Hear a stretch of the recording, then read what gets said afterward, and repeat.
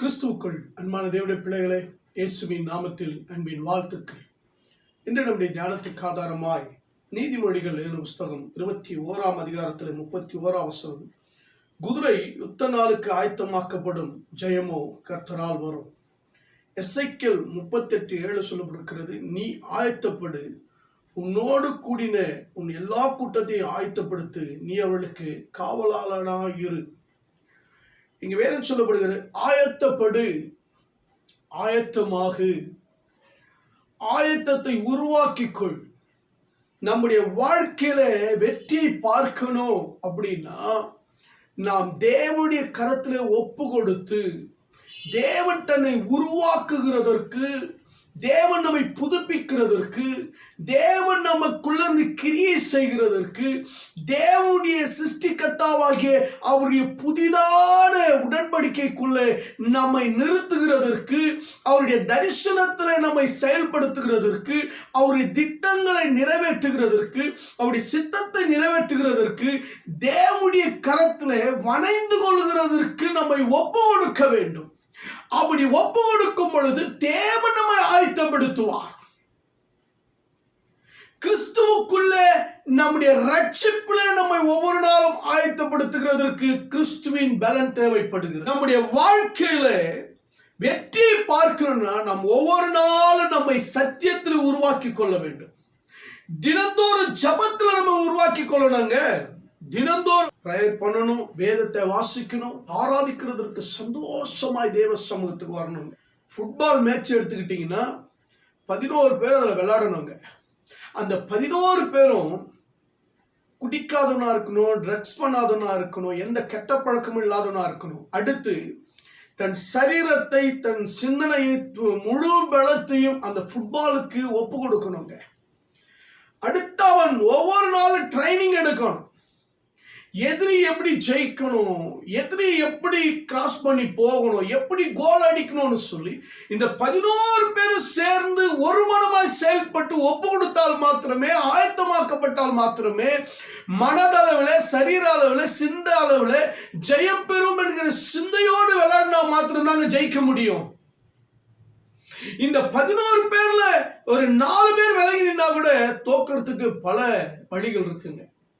அப்போ ஆயத்தம் என்கிறது ஒரு விளையாட்டிற்கே ஆயத்தம் இருந்தா தான் ஜெயிக்க முடியும், கோல் அடிக்க முடியுங்க.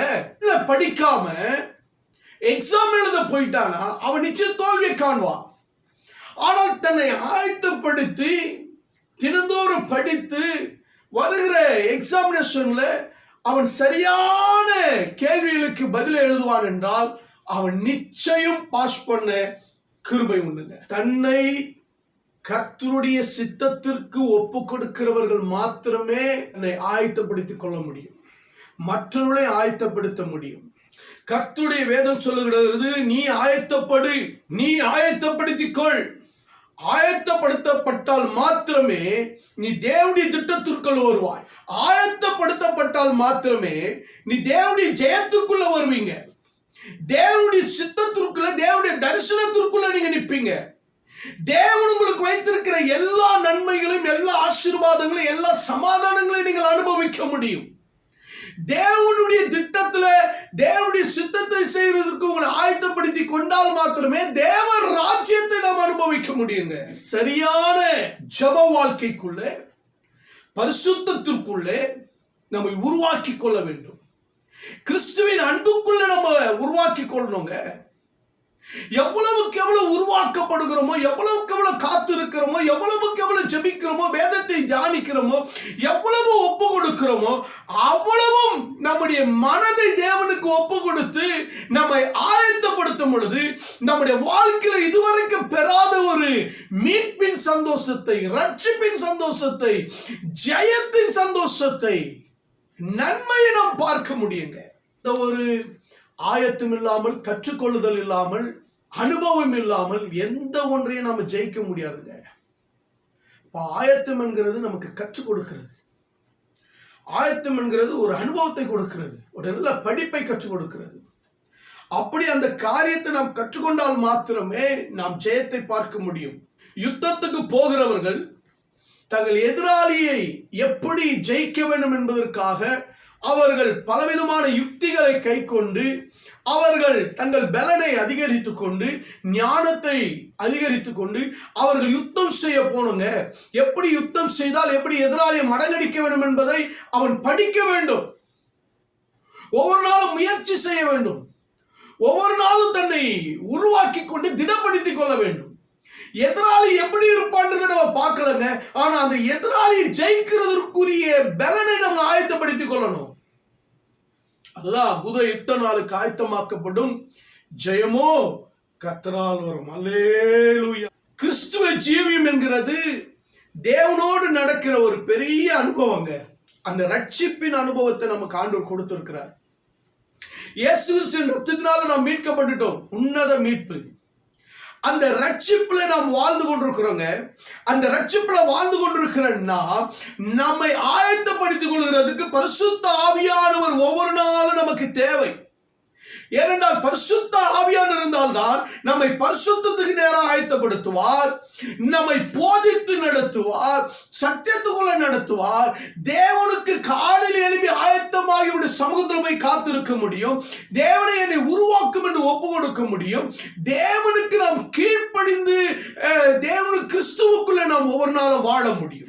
ஆவியானவர் பரிசுத்த ஆவியான நமக்குள்ள இருந்தாலும் தேவ சித்தத்தை செய்து ஒவ்வொரு நாளும் நம்முடைய ஆவிக்குரிய யுத்த களத்திலே, ஆவிக்குரிய போராட்டத்திலே, ஆவிக்குரிய வாழ்க்கையிலே வெற்றின் கிரீடத்தை மகுடமாய் நாம் பெற்றுக்கொள்ள முடியும். நீங்கள் ஆயத்தமாக உங்களை ஒப்பு கொடுக்கும் பொழுது உனக்காக வைக்கப்பட்டிருக்கிற தேவனுடைய சித்தத்தை செய்து முடிக்கிறதற்கு நீங்கள் சரியானபடி உங்களை அழைத்த தேவனுக்கு, உங்களுக்கு ரத்த சிந்தி உங்களை மீட்டுக் கொண்ட இயேசு கிறிஸ்துவுக்கு, உங்களுக்குள் வாழ்ற பரிசுத்த ஆவியானவருக்கு நீங்கள் ஒப்பு கொடுக்கும் பொழுது உங்கள் வாழ்க்கை முழுவதும் தேவ சித்தத்தின் ஜெயத்தை நீங்கள் பார்க்க முடியும்.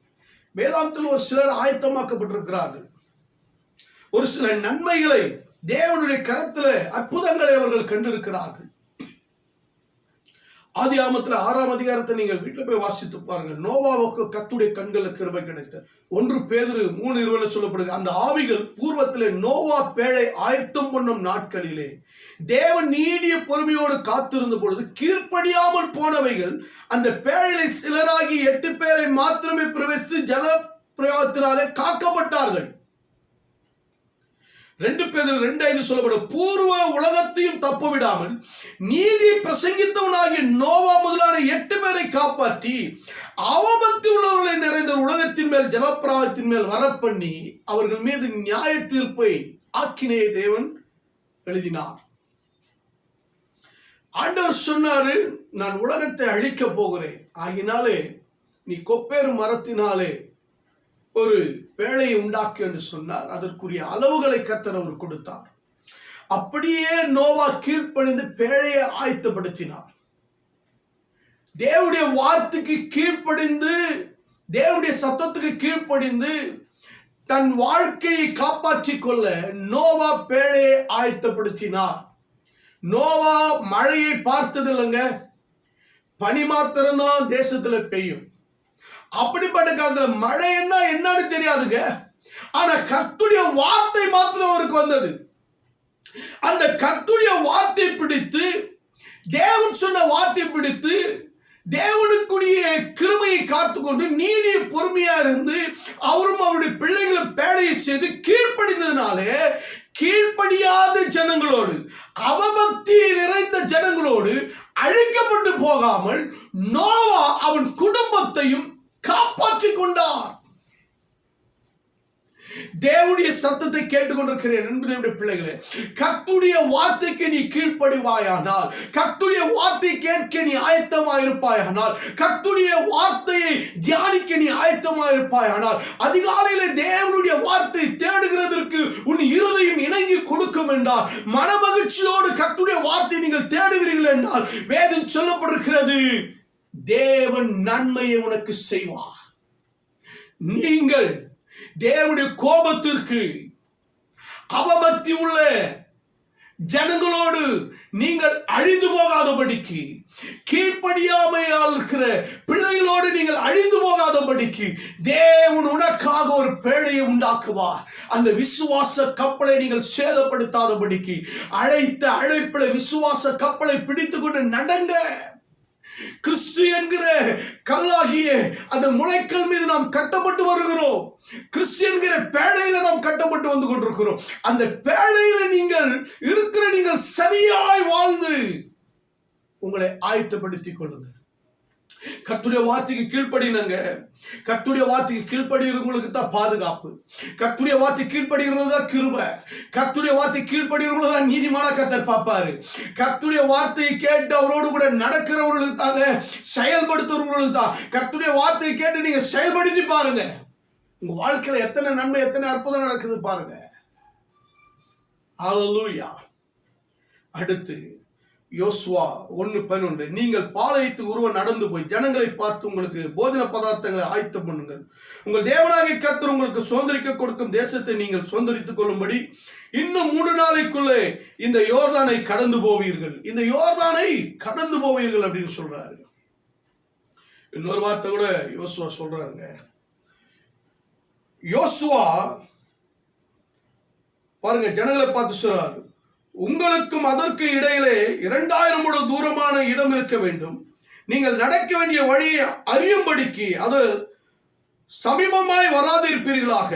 இதற்கு முன்னே நீங்கள் ஒருபொழுது இந்த வழியாய் கடந்து போகவில்லை என்று சொல்லி கட்டளையிட்டான். யோசுவா ஜனங்களை நோக்கி, உங்களை பரிசுத்தம் பண்ணிக் கொள்ளுங்கள், நாளைக்கு கர்த்தர் உங்கள் நடுவிலே அற்புதங்களை செய்வார் என்றார். நீங்கள் ஆயத்தப்படுங்கள். தேவன் உங்களுக்காக வாக்குத்தத்தம் பண்ணப்பட்ட தேசத்தை சுதந்திரமாக கொடுப்பார். நீங்கள் ஆயத்தப்படுங்கள். உங்களை பரிசுத்தம் பண்ணிக் கொள்ளுகிறத ஆயத்தம் பண்ணுங்கள். அப்படி பரிசுத்தத்தை நீங்கள் நிலைத்திருக்கும் பொழுது தேவன் உங்களுக்காக வைத்திருக்கிற சுதந்திரத்தின் தேசத்தை உங்களுக்கு கொடுப்பாருங்க. நீங்கள் இனி அலைந்து திரிவதில்லை. இனி வனாந்திரத்தில் நீங்கள் திரிவதில்லை. இனி அவமானத்தோடு திரிவதில்லைங்க. கர்த்தர் நிந்தையை புரட்டி போடுவாருங்க. கர்த்தர் நிந்தையை அவமானத்தை புரட்டி போடுவாரு. அவங்க யோசுவா 5:9 சொல்லப்படுகிற, கர்த்தர் யோசுவாவை நோக்கி, இன்று எகிப்தின் நிந்தையை உங்கள் மேல் இராதபடிக்கு புரட்டி போட்டேன் என்றார். அதனால் அந்த இடத்திற்கு இந்நாள் வரைக்கும் கில்கால் எனப்படுகிறது. நிந்தையை புரட்டி போடுவார், வனாந்திரத்தை புரட்டி போடுவார், அவமானத்தை புரட்டி போடுவார், உங்கள் அலைச்சல்களை புரட்டி போடுவாருங்க. இனி நீங்கள் அலைந்து திரிவதில்லை. உங்களுக்குரிய வாக்குத்தத்தமான தேசத்தை நீங்கள் சுதந்திரிப்பீர்கள். எப்பொழுது? உங்களை பரிசுத்தத்திற்கு ஆயத்தப்படுத்திக் கொள்ளுங்கள். எவ்வளவு நாட்கள் வனாந்திரத்திலே நடந்துகிட்டு இருப்பீங்க? எவ்வளவு நாளைக்கு வனாந்திரத்தையே பார்த்துக்கிட்டு இருப்பீங்க? எவ்வளவு நாளைக்கு கஷ்டத்தையே பார்த்துக்கிட்டு இருப்பீங்க? எத்தனை நாளைக்கு வியாதியே பார்த்துக்கிட்டு இருப்பீங்க? எவ்வளவு நாளைக்கு கடல்லையே வாழ்ந்துகிட்டு இருப்பீங்க? எவ்வளவு நாள் உடைக்கப்பட்டு தலை குனிந்து அவமானப்பட்டு நிற்பீங்க? இனி அது வேண்டாங்க. கர்த்தர் புரட்டி போட்டுட்டாருங்க. உங்களை ஆயத்தப்படுத்துங்க. இங்க சொல்லப்பட்டிருக்கிறது, 3 நாளைக்குள்ள தேசத்தை நீங்கள் சுதந்திரிப்பீர்கள். கர்த்தருடைய உடன்படிக்கை பெட்டி, ஜீவனுள்ள தேவனுடைய நாமத்தை சொல்லுகிற கர்த்தருடைய ஊழியக்காரர்கள் பாதங்கள், ஜீவனுள்ள தேவன் அவர்களோடு கூட கடந்து போனார்கள். கர்த்தருடைய வார்த்தையும் கர்த்தரும் புறப்பட்டு போன பொழுது ஆசாரியர்கள் பாதங்கள் யோர்தானிலே பட்ட பொழுது அது 2ஆக பிரிந்தது. இதுவரைக்கும் காணாத, இதுவரைக்கும் கடந்து போகாத வழியை அவர்கள் பார்த்தார்கள், கடந்து போனார்கள். பெரிய அற்புதம், கிரேட் மிராக்கிள். கர்த்தர் சொல்றார், இதுவரைக்கும் கடந்து போகாத ஒரு அற்புதமான வழி, இதுவரைக்கும் காணாத ஒரு புதிய வழியை கர்த்தர் திறப்பாருங்க. இதுவரைக்கும் நீங்க பார்த்திராத ஒரு அதிசயமான வழி உங்களுக்காக திறக்கப்படுங்க. கர்த்தருடைய ஜீவனுள்ள தேவன் உங்களுக்கு முன்பாக கடந்து போவார். அவருடைய உடன்படிக்கை வார்த்தை கடந்து போவாங்க. தேவனுக்கு முன்பாக உன்னை ஆயத்தப்படுத்துங்க. 3 நாளைக்குள்ள கர்த்தருக்கு முன்பாக நீங்கள் அற்புதத்தை காணத்தக்கதாய் உங்களை பரிசுத்தப்படுத்திக் கொள்ளுங்க. பரிசுத்தம் இல்லாமல் தேவனை ஒருவனும் தரிசிக்க முடியாதுங்க. தேவ திட்டங்களை நிறைவேறணும்னா, தேவன் அற்புத அடையாளங்களை செய்யணும்னா, எந்த ஒரு வழியும் இல்லாம தவித்துக் கொண்டிருக்கிற அன்பு தேவனுடைய பிள்ளைகளே, இதுவரைக்கும் காணாத ஒரு வழியை, இதுவரைக்கும் நீங்கள் பார்க்காத ஒரு அற்புதத்தை, ஒரு புதுமையை கர்த்தர் உங்களுக்கு செய்வாருங்க. யோர்தான் 2ஆக பிளந்து கொண்டிருக்கும். பிதாக்கள் பார்த்தார்கள், எகிப்திலிருந்து சிவந்த சமுத்திரம் 2ஆக பிளந்தது. ஆனால் பிள்ளைகள் அதை பார்க்கலங்க. அந்த வழியா அவங்க போலங்க. இதுவரைக்கும் அந்த வழியா அவங்க போல, இதுவரைக்கும் அந்த வழியை அவங்க காணல, இதுவரைக்கும் அந்த வழியை அவங்க அனுபவிக்கலங்க. அந்த அற்புத காட்சி அவங்க பார்க்கல, வாழ்க்கையில் அனுபவிக்கல. இன்னைக்கு கர்த்தர் சொல்றாரு, உங்களுடைய பிசினஸ்ல இதுவரைக்கும் காணாத ஒரு புதிய வழியை கர்த்தர் திறப்பார். உங்களுடைய ஊழியத்துல இதுவரைக்கும் காணாத ஒரு அற்புதமான ஒரு வழியை திறந்து கொடுப்பாருங்க. உங்களுடைய குடும்ப வாழ்க்கையில் உங்களுடைய பிள்ளைகளுக்கு உங்களுக்கும் இதுவரைக்கும் காணாத ஒரு அதிசயமான ஒரு புதிய வழியை கர்த்தர் உங்களுக்கு ஸ்டார்ட் பண்ணி கொடுப்பாருங்க. நீங்க கடந்து போவீங்க. எரிகோ கோட்டை இடிந்து விழுங்க. ராஜாக்கள் எல்லாம் மண்டிடுவார்கள். கர்த்தர் ராஜாக்களை ஜெயிக்கக்கூடிய ஒரு அற்புதமான கிரியைகளை கர்த்தர் உங்களுக்கு நடப்பிப்பார். நிந்தைகளை புரட்டி போடுவார், அவமானத்தை புரட்டி போடுவார். இனி வனாந்திர பாதை இருக்காது, இனி தோய்வின் பாதை இருக்காது. இனி செழிப்பின் நாட்களை, மகிமையின் நாட்களை, பரிசுத்தமான நாட்களை, ஜெயத்தின் நாட்களை நீங்கள் அனுபவிப்பீர்கள். உங்களை பரிசுத்தம் பண்ணி கொள்ள முடியுது. தேவன் ஆயத்தம் பண்ணின அந்த தேசத்திற்கு, சுதந்திரிக்க போகிற தேசத்துக்கு கர்த்தர் உங்களை கொண்டு போய் சேர்ப்பார். அடுத்து 1 ராஜாக்கள் 7ஆம் அதிகாரம் 13ஆம் வசனம். அப்பொழுது எலியா அவளை பார்த்து, பயப்படாது, நீ போய் உன் வார்த்தையின்படி ஆயத்தப்படுத்து. ஆனாலும் முதலில் எனக்கு அதுல ஒரு அடையை பண்ணி கொண்டு வா, பின்பு உனக்கும் உன் குமாரனுக்கும் அதை செய்து கொள்ளலாம். இது ஒரு அற்புதமான செயல். கிளையாத்தின் குடிகளிலே திஸ்பியனாகிய எலியா கர்த்தருடைய வார்த்தையை ஆகாப்புக்கும் யெசபேலுக்கும் முழு தேசத்துக்கு அவர் சொல்லுகிறார். தேசத்தை கலங்க பண்ணி, பாவத்தில் விளை பண்ணி, விக்கிரக ஆராதனை, பாகால் வழிபாடுகளை நடத்தி தேவனுடைய ஆலயத்தை, தேவனுடைய பலிப்பிடங்களை இடித்து போட்டார்கள். இப்பொழுது தேவனுடைய ஊழியக்காரனை கொண்டு கர்த்தர் சொல்லுகிறார், எலியாவை கொண்டு, நீ போய் உன்னை காண்பித்து, இனி மழையும் பனியும் பெய்யாது. கர்த்தருடைய ஜீவனை கொண்டு சொல்லுகிறேன். கர்த்தருடைய வார்த்தையை சொல்லுகிற, கர்த்தருடைய வார்த்தைக்கு கீழ்ப்படுகிற, கர்த்தர் சொன்னபடி செய்கிற எந்த ஒரு மனுஷனையும் கர்த்தர் கைவிட மாட்டாருங்க. எந்த ஒரு மனுஷனை கர்த்தர் கைவிட மாட்டார். கர்த்தருடைய வார்த்தை கேட்டு கீழ்ப்படுகிறீங்களா? கர்த்தருடைய வார்த்தையின்படி செயல்படுறீங்களா? கர்த்தருடைய வார்த்தையை பிடிச்சிட்டு, ஜீவனை பிடிச்சிட்டு எந்த ஒரு மனுஷனை எச்சரிக்கிறீங்களா? கர்த்தருக்காக ஓடுறீங்களா? உங்களை கைவிட மாட்டாருங்க. காகத்திற்கு கர்த்தர் கட்டளையிட்டார் பாருங்க. மழை தேசத்துல இல்லாம போயிட்டு, பனி இல்லாம போயிட்டு, வறட்சி வந்துருச்சு. காகம் அப்பமும் இறைச்சி காலையில சாயந்தரம் கொண்டு வந்துருச்சுங்க. அப்ப கேரி ஆற்று நீரை குடிச்சிட்டு இருந்தார். அந்த ஆற்று நீர் தீர்ந்து போயிட்டு, இப்ப ஆண்டவர் வேற ஒரு வழியை திறக்கிறார். இங்க அடைப்பட்டுச்சு, வழி முடிஞ்சு போயிடுச்சுங்க, வழி வேற ஒரு வழியை திறக்கிறார். நீ சாரிபாத்து ஊருக்கு போ, அங்க ஒரு விதவை கொண்டு உன்னை போஷிப்பேன். அங்க ஒரு விதவை கிட்ட போறாருங்க. அங்க அந்த அம்மா வேற போரிக்கிட்டு இருக்காங்க. அப்ப அவர் சொல்றாரு, எனக்கு கொஞ்சம் தண்ணி கொண்டு வாங்கன்றார். அடுத்து கொஞ்சம் அப்பத்தை கேட்கிறார். அந்த அம்மா திரும்பி சொல்றாங்க, ஒரு பிடி மாவு, கொஞ்சம் எண்ணெய் தான் இருக்கு கலசத்துல, அதை சுட்டு சாப்பிட்டுட்டு நானே என் பிள்ளைய சாகிறதுக்காக 2 விறகு பொறுக்கிறேன். சரி, இருக்கட்டும். முதலாவது நீ சொன்ன வார்த்தையின்படியே இருக்கட்டும். ஆனால் எலியா சொல்ற அவளை பார்த்து, பயப்படாதே, நீ போய் உன் வார்த்தையின்படி ஆயத்தப்படுத்து. ஆனால் முதலில் அதிலே எனக்கு ஒரு சிறையே அடைய பண்ணி எடுத்து கொண்டு வா, பின்பு உனக்கு உன் குமாரருக்கும் பண்ணலாம். என்ன ஒரு வார்த்தை பாருங்க, தேவனுடைய வார்த்தை. தேவனுடைய ஊழியக்காரருடைய வாயிலிருந்து வருகிற வார்த்தைகள் அற்புதமானதுங்க. உங்களை பிழைக்க வைக்க, வாழ வைக்குங்க, உருவாக்குங்க, உங்களுக்கு குறைவை நிறைவாக்கும். கர்த்தர் அனுப்பின தீர்க்கதரிசிங்க அவர், தேவனுடைய மனுஷன். அந்த அம்மா கீழ்ப்படிந்து கர்த்தருடைய வார்த்தைக்கு பயந்து கர்த்தர் சொன்னபடி போய் செய்றாங்க. முதல் ஒரு அடை எலியாவுக்கு, அடுத்த அடை அவளுக்கு, அவருடைய பிள்ளைக்கு, அவருடைய உறவினர்கள்லாம் சாப்பிட்டாங்க பாருங்க. தேசத்துல பஞ்சம் தீருகிற வரைக்குங்க எண்ணெயும் மாவும் குறைஞ்சு போலங்க. அப்ப திருப்தியான ஆகாரத்தை கர்த்தர் கொடுத்தாரு. முதலாவது, நீ பயப்படாமல் தேவனுக்கு முதலாவது உனக்கிட்ட இருக்கிறத முதல்ல ஆண்டவர் கொடுக்க கற்றுக்கொள். ஆண்டவருக்கு கொடுக்கறதுக்கு நீங்க ஆயத்தமா இருக்கணுங்க. தேவனுடைய ஆலயத்தை கட்டணும்னு சொன்னதை தாவீது கொடுக்கறதுக்கு அவ்வளவு ஆயத்தமா இருந்தாருங்க. உன் மகன் என்றும் உன் ஏக புத்திரன் என்றும் பாராமல் நீ எனக்கு கொடுத்தபடியா. அப்ப பலியை கொடுக்கிறதுக்கு ஆயத்தமாயிட்டாருங்க, வெட்டுறதுக்கு ஆயத்தமாயிட்டாரு. அதனால்தான் ஈசாக்கை மறுபடியும் மீட்டு கொண்டு ஒரு தெய்வீக ஆசீர்வாதத்தை அவர் பெற்றாருங்க. ஒரு ஆவிக்குரிய அனுபவம் அவருக்கு பெற்றதுங்க. விசுவாசத்துல வல்லவராகிறார். தேவனே சாட்சி கொடுக்கிறார் அவரு.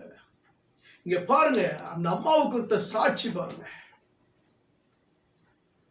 அவர்கள் அவளை பார்த்து சொல்ல, பயப்படாதே, உன் வார்த்தையின்படி ஆயத்தப்படுத்து, பிறகு சாப்பிடலாம். எல்லாம் குறையிலங்க. அநேக நாள் சாப்பிட்டார்கள்.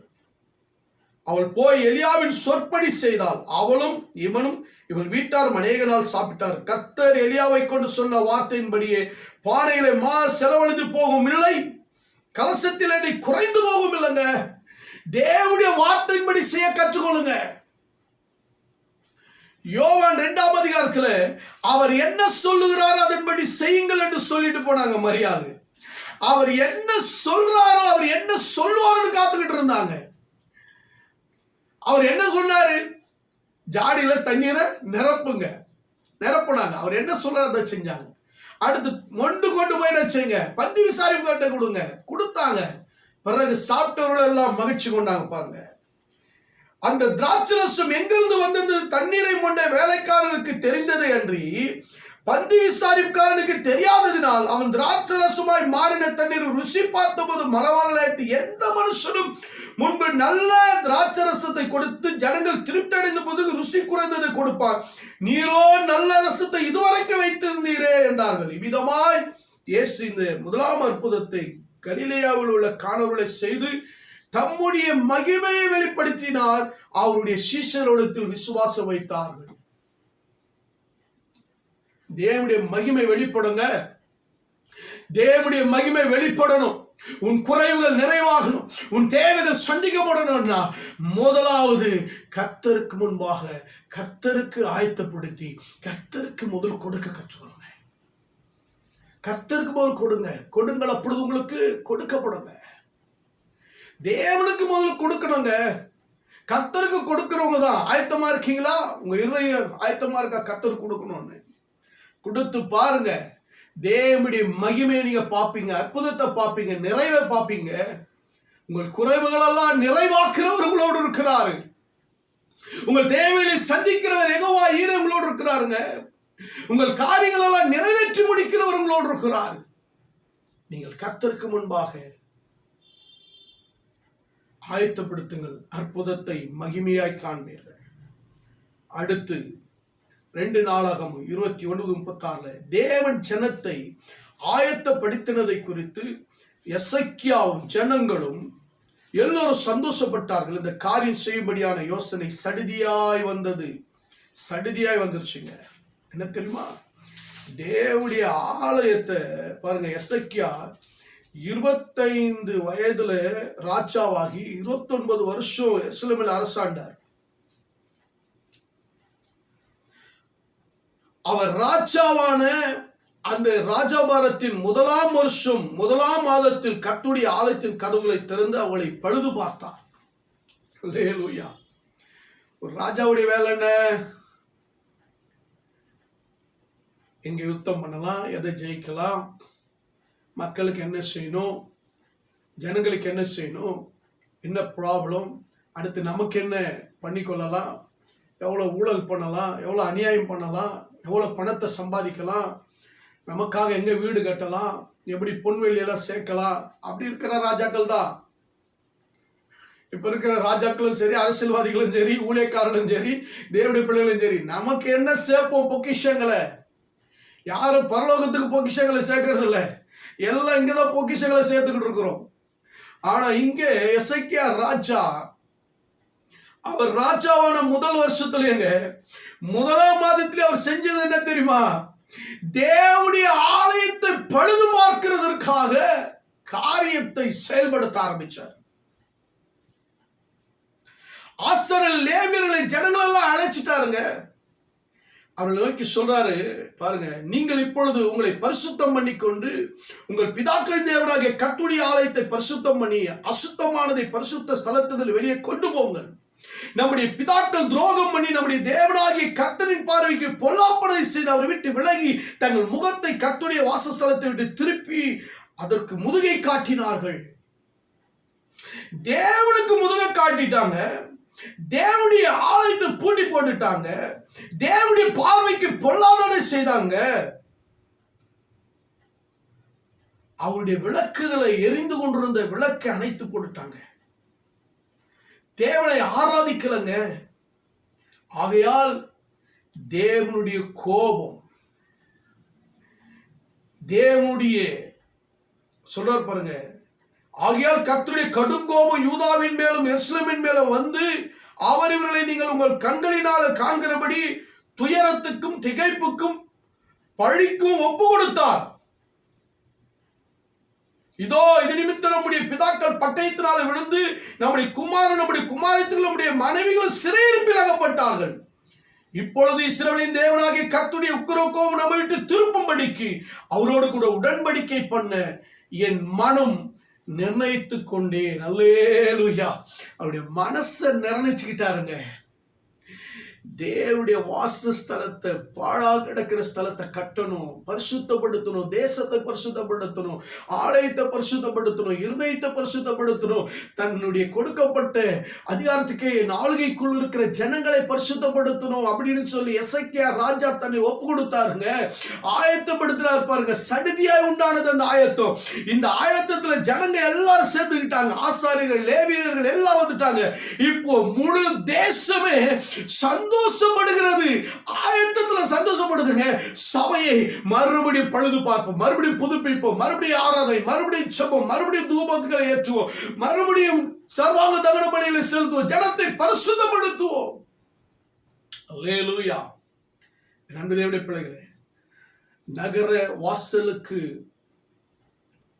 புறம்பே இயேசு கிறிஸ்து பலியாக்கப்பட்டாருங்க கல்வாரி சிலுவையில். ஏன் தெரியுமா? முழு தேசமும் பாவத்தில் நிறைந்திருந்தது. பாவ சந்ததிங்க.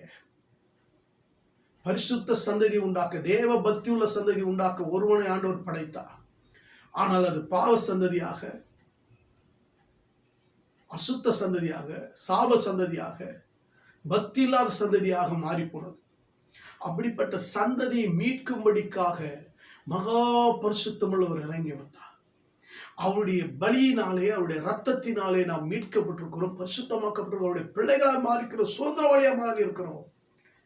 நியாயப்பிரமாணத்தை தள்ளி இயேசுவின் புது உடன்படிக்கையின் ரத்தத்திற்குள்ளே நாம் கடந்து வந்திருக்கிறோம். எப்படி தெரியுமா? நாம் அவருடைய ஆலயமாக, நாம் அவருடைய பிள்ளைகளாக, நாம் உலகத்திலிருந்து பிரிக்கப்பட்டவர்களாக, நாம் தேவனுக்கு அவருடைய சுதந்திரவாளிகளாக, அவருக்கு குமாரத்திகளுமாக இருக்கும்படிக்கு நம்மை கர்த்தர் உலகத்திலிருந்து வேர் பிரித்தெடுத்தார். நாம் கிறிஸ்துவுடையவர்கள், பேலியால் அல்ல, அவிசுவாசிகள் அல்ல, உலகத்தோடு சம்பந்தப்பட்டவர்கள் அல்ல. நாம் எல்லாரும் தேவனுடைய பிள்ளைகளா இருக்கிறோம். 2 கொரிந்தியர் 6ஆம் அதிகாரத்துல 15 18 வரைக்கும் வாசித்து பாருங்க. நாம் அசுத்தமானதை தொடாதபடிக்கு, பரிசுத்தமாய் வாழும்படிக்கு நாம் பிரித்தெடுக்கப்பட்டிருக்கிறோங்க. தேவனுடைய பிள்ளைகளே, தேவனுடைய ஆலயமானது பரிசுத்தமா இருக்கணுங்க. ஊழியம் பரிசுத்தமா இருக்கணுங்க. சத்தியம் சொல்ற சத்திய வாய்கள் பரிசுத்தமா இருக்கணுங்க. நம்முடைய கையின் கிரைகள் பரிசுத்தமா இருக்கணும். ஊழியர்களும் பரிசுத்தமா இருக்கணும். தேவனுடைய பிள்ளைகளும் பரிசுத்தமா இருக்கணும். சபை பரிசுத்தமா இருக்கணுங்க. பரிசுத்தத்தோடு தாங்க அவருடைய சன்னதி முன்ன வரணும். பரிசுத்த அலங்காரத்தோடு அவரை தொழுது கொள்ளணும். சேவிக்கிறவர்கள் பயத்தோடு சேவிக்கணுங்க. தேவனுடைய பரிசுத்தருங்க. உங்களுக்குள்ள பரிசுத்தாவியா வாழ்றாரு. தேவன் பரிசுத்தருங்க. அவருடைய பரிசுத்தத்துக்கு ஒப்பா ஒருவரும் இல்லை. இயேசு கிறிஸ்துவின் பரிசுத்த ரத்தம் சிந்தப்பட்டு, குமாரனுடைய ரத்தம் சிந்தப்பட்டு, நாம் ரட்சிக்கப்பட்டு பரிசுத்தமாக்கப்பட்டு பரிசுத்த ஆவியை நமக்கு கொடுக்கப்பட்டிருக்கிறார். அந்த பரிசுத்த ஆவியினுடைய அச்சாரத்தை நாம் பெற்றிருக்கிறோங்க.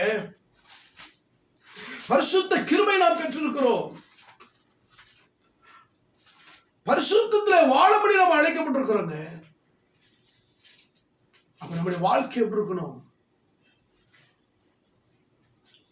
நாம் தேவனுக்குள்ளே கட்டப்பட்டவர்களாக, தேவ பிரசன்னத்திலே நிறைந்தவர்களாக, தேவனோடு கூட ஐக்கியப்பட்டவர்களாக இருக்கணுங்க. அல்லேலூயா, ஹல்லேலூயா. தேவனுடைய பிள்ளைகளே, பரிசுத்த ஆவியானவர் நமக்குள்ளே முத்தரிக்கப்பட்டிருக்கிறார். அவருடைய ரத்தத்தை கொண்டு நாம் மீட்கப்பட்டிருக்கிறோம். அக்கிரமங்கள் மரித்தவர்களாயிருந்த நமக்கு இரக்கம் கிடைத்து அவருடைய அன்பினாலே கிறிஸ்துவோடு கூட உயிர்ப்பிக்கப்பட்டு கிருபையினாலே ரட்சிக்கப்பட்டு அவருடைய தயவினாலே கிருபையினாலே மகா மேன்மையின் ஐஸ்வர்யத்தை வருங்காலங்களில் விளங்க செய்கிறதற்காக இயேசு கிறிஸ்துக்குள் நம்மை அவரோடு கூட எழுப்பி உன்னதங்களில் அவரோடு கூட உட்கார வச்சிருக்கிறார். எபேசியர் 2:1-8 வரைக்கும் நீங்க வாசித்து பாருங்க. அது மாத்திரம் இல்ல, ஆவி என்னும் அச்சாரத்தை நமக்கு கொடுத்திருக்கிறாங்க. ரட்சிப்பை காத்து கொள்கிறதுக்கு பரிசுத்த ஆவியானவர் முத்திரையா கொடுத்திருக்கிறார். எபேசியர் 1:12 13 நீங்க வாசித்து பாருங்க. ஆகினாலே நண்பதேவுடைய பிள்ளைகளே, தேவனுடைய ஆலயம் ஆயத்தமாக்கப்பட வேண்டும். தேவ ஜனங்கள் ஆயத்தமா இருக்கணும்.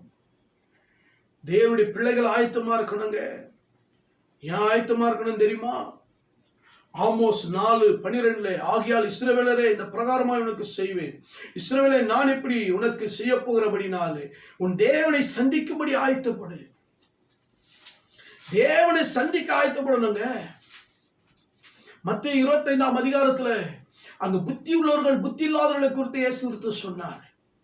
அந்த புத்தி உள்ளவர்கள் கன்னிகைகள் தேவனுடைய வருகைக்கு தங்களை ஆயத்தமாக்கி கொண்டார்கள். திவட்டிகளை ஆயத்தப்படுத்தினார்கள். அவர்கள் திவட்டி எரிந்து கொண்டிருந்தது. அவர்களுக்குள்ள வார்த்தை எரிந்து கொண்டிருந்தது. அபிஷேகம் எரிந்து கொண்டிருந்தது. ரட்சிப்பு எரிந்து கொண்டிருந்தது. அவர் வருகைக்காக அவர்கள் ஆயத்தமாய் காத்து கொண்டிருந்தாங்க.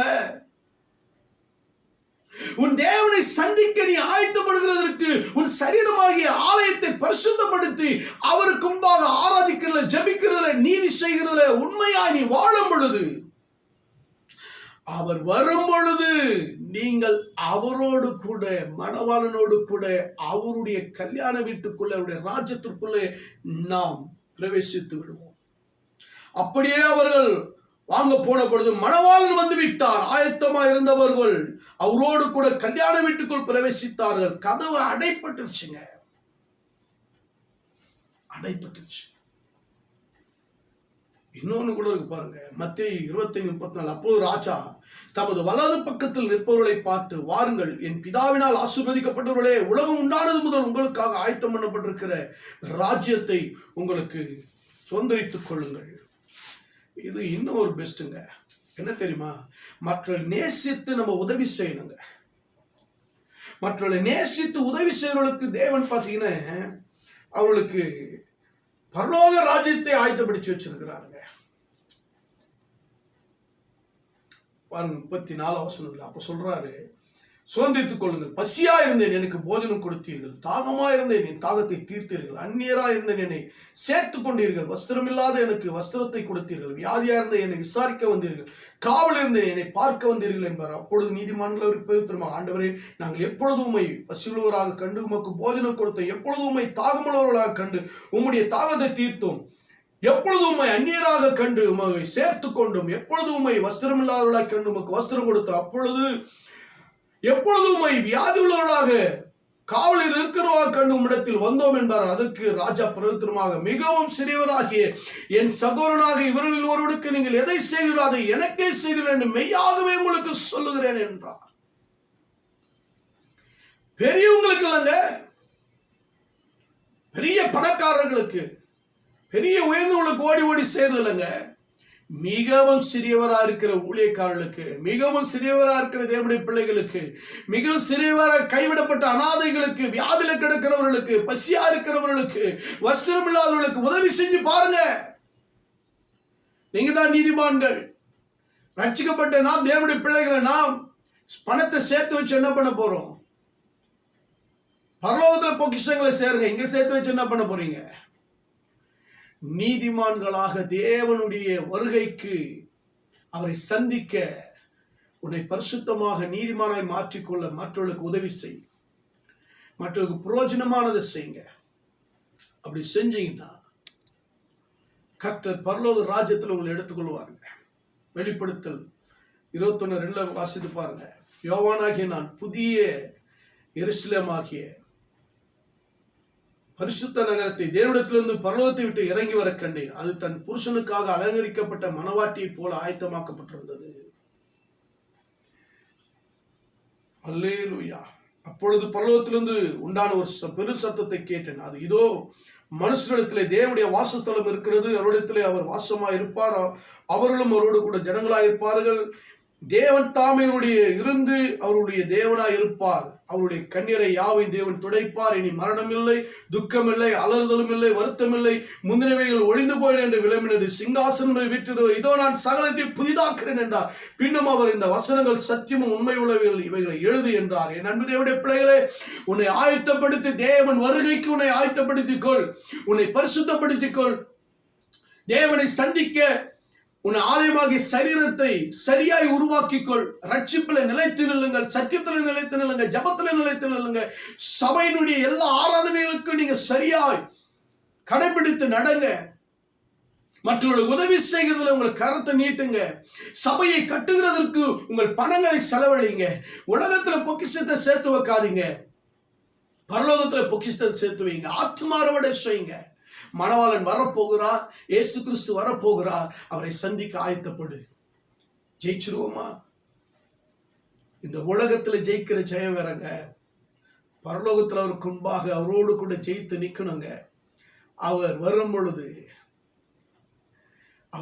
பொழுது அவரோடு கூட நாமும் பட்டயத்தை பிடித்தவர்களாய், வெற்றி சிறந்தவர்களாய், வெண்வஸ்திரம் தரித்தவர்களாய் அவரோடு கூட வரணுங்க. அப்படிப்பட்ட கிருபையை உங்களுக்கு எனக்கு அவர் கொடுத்திருக்கிறார். அதை இழந்து போகாமல் உன்னை ஆயத்தப்படுத்து, மற்றவர்களை ஆயத்தப்படுத்து. நீ ஆயத்தப்படு, மற்றவர்களை ஆயத்தப்படுத்து. தேவ கிருபைக்காக, தேவனுடைய வல்லமைக்காக, தேவ சித்தத்தை செய்ய, பரலோக ராஜ்யத்தை கட்ட, ஆத்துமாக்களை அறுவடை செய்ய, நல்ல சுகபலன் ஆரோக்கியத்தோடு வாழ உன் குடும்பத்தை உன்னை ஆயத்தப்படுத்திக் கொள்ளுங்க. தேவ திட்டத்தை நிறைவேற்றவங்களை ஆயத்தப்படுத்திக் கொள்ளுங்க. அதிகாலையில் எழுப்பி ஜெபிக்கவங்களை ஆயத்தப்படுத்திக் கொள்ளுங்க. தேவனை ஆராதிக்கல சந்தோஷமா ஆயத்தப்படுத்திக் கொள்ளுங்க. கர்த்தர் உங்களுக்கு பெரிய காரியங்களை செய்ய போறாருங்க. அற்புதங்களை, அதிசயங்களை செய்ய போகிறார். இதுவரைக்கும் கண்டதை விட மேன்மையான பாதையில கர்த்தர் உங்களை நடத்த போகிறார். பரலோக பிதாவே, அன்பின் தகப்பனே, வானத்துக்கு பூமிக்கு தேவனாய் கர்த்தாவே, இயேசு கிறிஸ்து நாமத்தினால வர்றப்பா. இன்றைக்கு ஆண்டவரே, நீ ஆயத்தப்படு, மற்றவர்களை ஆயத்தப்படுத்து. வெற்றி நிச்சயத்தை காண்பாய், நிச்சயமாய் வெற்றியை காண்பாய். ஆண்டவரே, உங்களுடைய அற்புதத்துக்காக, உங்களுடைய சுதந்திரத்திற்காக, உங்களுடைய பாதுகாப்பிற்காக, உங்களுடைய ஆண்டவரே வருகைக்காக நாங்கள் காத்து கொண்டிருக்கிறோம். கர்த்தர் ஒவ்வொரு நாளும் எங்களை நடத்துங்க, ஆசீர்வதிங்க, பெரிய காரியங்களை செய்யும். இயேசுவின் நாமத்தில் பிதாவே, ஆமென், ஆமென். God bless you. கர்த்தர் உங்களை ஆசீர்வதிப்பார். ஆமென்.